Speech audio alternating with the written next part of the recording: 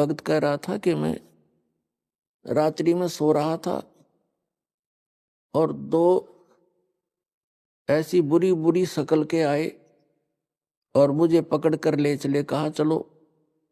मैंने कहा कहाँ ले जा रहे हो? कि तुम्हारा टाइम हो लिया, तेरा समय पूरा हो गया है और धर्मराज के पास तुझे ले जा रहे हैं। वो कहने लग गया कि जब हम उस धर्मराज के दरबार के आसपास पहुंचा तो मुझे याद आई वो बातें कि हम तो परमेश्वर कबीर जी के भक्त हैं और हमें सत्संग में सुनाया गया है कि परमात्मा ने ये कहा है कि धर्मराज कहते हैं सतगुरु शरण आके, कबीर साहिब की शरण आने के बाद धर्मराज डर कैसा, और किधर बात छोड़ो। तो कहते हैं वो बात याद आई मेरे। मैंने उनसे कहा भाई तुम्हारे गलती लगी है, हम कबीर साहिब के भक्त हैं और आप यम के दूत हो। हाँ हम यम के दूत हैं, तो आप हमें नहीं ले जा सकते। वो कहने लगे चल चल तू फालतू बात ना कर, नहीं तुझे गढ़ देंगे।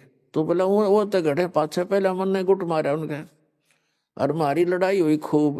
वो मन ने कुटे और मैं उनने कुटूं, काफी देर होगी।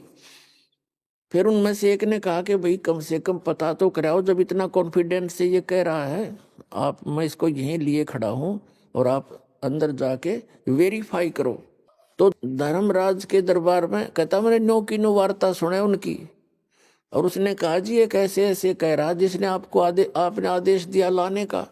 वो न्यू कहे कि भाई मैं कबीर साहब का भक्त हूं और तुम मुझे पकड़ नहीं सकते, तुम्हारी कोई औकात नहीं है।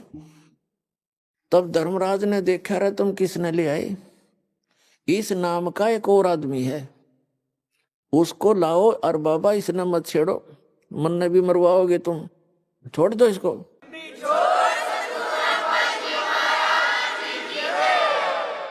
तो वो बाहर आया तो उसने कहा रे छोड़ बीमारी ने, और वो कह रहा था कि मुझे ऊपरे तो पटक दिया उनने, नो मारा पगा फेंक के, और मैं उन्होंने करता हुआ।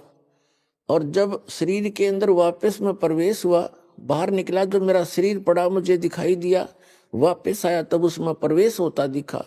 फिर थोड़ी सी देर के बाद मेरी आंखें खुली, सारा शरीर पसीना पसीना, हाथ पैर कोई काम नहीं कर रहे, 5 मिनट तो वो गति नहीं कर सके। तो मेरे पक्का विश्वास हो गया कि आज मेरी टिकट कट गई थी, जब परमात्मा की शरण में नहीं होता।